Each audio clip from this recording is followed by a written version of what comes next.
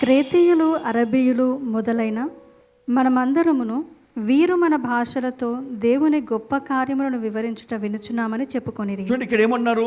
వీరు మన భాషలతో దేవుణ్ణి ఏం చేస్తా ఉన్నారు? గొప్ప కార్యములను వివరించుట వినుచున్నామని చెప్పుకొనిరి.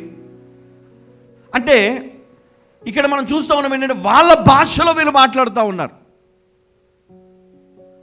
భాషలతో మాట్లాడుతూ ఉన్నారు. వాళ్ళు ఆశ్చర్యపోయారు. అరే, వీరు మన భాషలో ప్రార్థన చేస్తారు, మన భాషలో బోధిస్తున్నారు, మన భాషలో మాట్లాడుతూ ఉన్నారు, అన్య భాషలు. అప్పటిదాకా వారికి అన్య భాషలు తెలియదు. ఉన్నట్టుండి సడన్గా మరి ఆ భాషలో మాట్లాడుతూ ఉన్నారు, ఆత్మచేత నింపబడి. ఏమని? ఎందుకు? ఆత్మయు మన బలహీనతను చూచి సహాయము చేయుచున్నాడు. ఆ సమయంలో ఆ భాషలు మాట్లాడుతున్నప్పుడు మనకున్న వారందరూ కూడా అర్థమవుతా ఉన్నాయి. ఎందుకు? వారి భాషలో వారు ప్రార్థన చేస్తూ ఉన్నారు. ఎవరు చేస్తూ ఉన్నారు? వారిలో ఉన్నటువంటి ఆత్మ.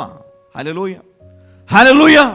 అంటే నీవు ప్రార్థన చేసేటప్పుడు నీ యొక్క విశ్వాసమును కుమరించాలి, నీ విశ్వాసమును కుమరించాలి, నీకున్నటువంటి ఆ ప్రేమను కుమరించాలి, నీలో ఉన్నటువంటి భయాన్ని, దేవుని పట్ల నీకున్నటువంటి ఆ గొప్ప విశ్వాసాన్ని నీవు అక్కడ చూపించాలి.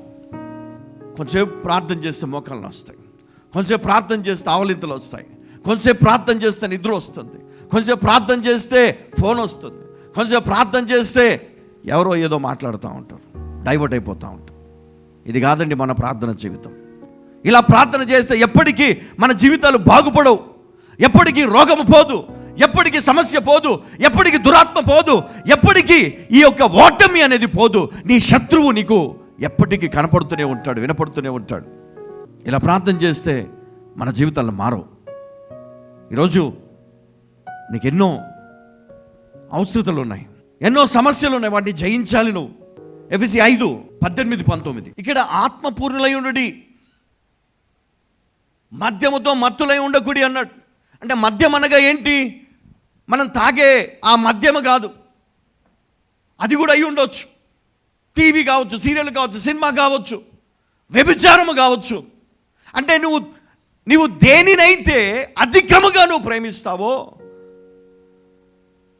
ఆ పిచ్చిలో నేను ఉంటావో, అది మద్యముతో సమానం.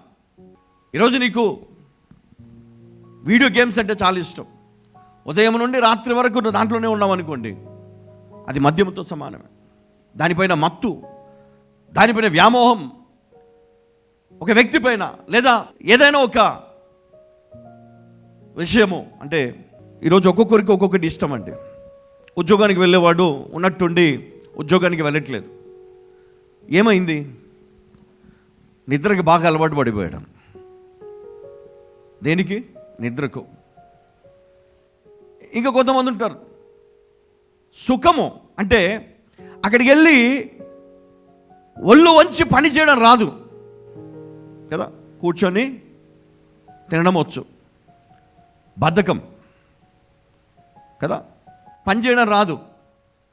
చాలామంది ఉన్నారు యవనస్తులు, ఉద్యోగం మానేసి ఇంట్లో కూర్చుంటారు. ఎందుకంటే అక్కడ మేనేజర్ తిట్టాడు కదా, ఆ మేనేజర్ తిట్టాడు, లేకపోతే ఇంకేదో. చాలామందిని చూస్తూ ఉంటాం, రిజైన్ చేస్తారు. ఎందుకు రిజైన్ చేస్తారు? పని చేత కాదు.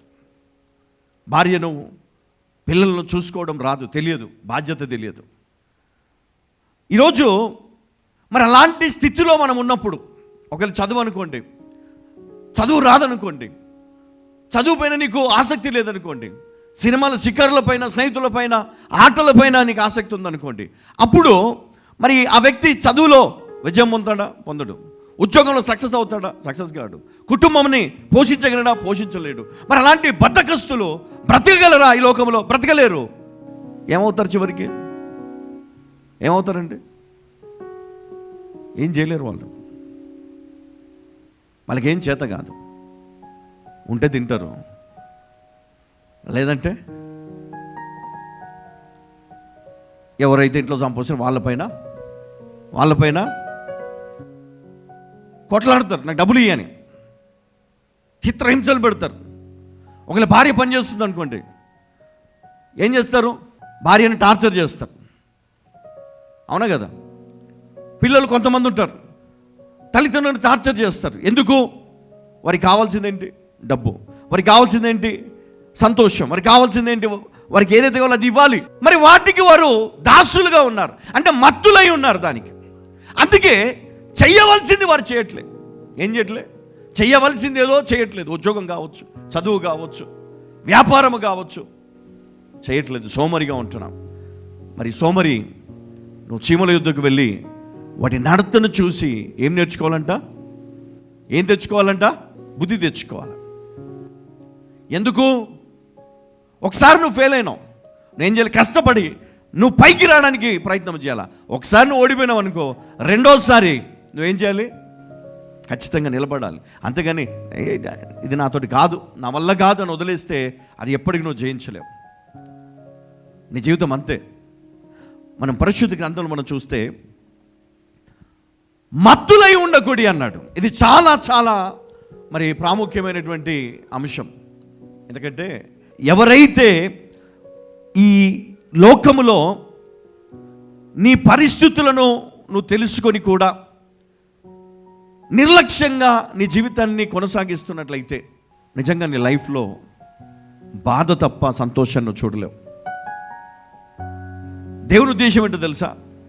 ఆయన పిల్లలు జ్ఞానం కలిగి ఉండాలి. దేవుని ఉద్దేశం ఏంటో తెలుసా? ఆయన పిల్లలు సమృద్ధి కలిగి ఉండాలి, మంచి స్థితిలో, గొప్ప స్థితిలో ఉండాలి. అప్పు ఇచ్చేవారుగా ఉండాలి, కానీ అప్పు చేసేవారుగా ఉండకూడదంట. మరి ఆయన పిల్లలు ఘనమైన స్థితిలోనే ఉండాలని దేవుడు కోరుకుంటా ఉన్నాడు. అయితే వారు దేవుని మాట వినరు. అందుకని అంటున్నాడు, ఆత్మపూర్ణులై ఉండుడి. ఒకరితోనొకడు కీర్తనలతోనూ, సంగీతముతోనూ, ఆత్మ సంబంధమైన పాటలతోనూ హెచ్చరించుచు మీ హృదయములలో ప్రభువుని గూర్చి పాడుచు కీర్తించుచు. హల్లెలూయా. ఒక నలుగురు కలిసినారనుకోండి క్రైస్తవులు, ప్రైజ్ ద లార్డ్ అనే పదం ఒక్కటే ఉంటుంది, కానీ తర్వాత అన్నీ కూడా ఏముంటాయి? తర్వాత అక్క ఇగో నీకు తెలుసా, ఈ సిస్టర్ ఎట్లనో తెలుసా, ఆ బ్రదర్ ఎట్లనో తెలుసా, మనకి వీటి గురించే. ఇది కాదంట మనకు కావాల్సింది.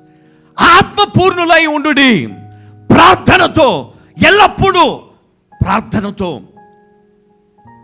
దేవుని అభిషేకముతో ముందుకు వెళ్ళాలా. హల్లెలూయా, హల్లెలూయా.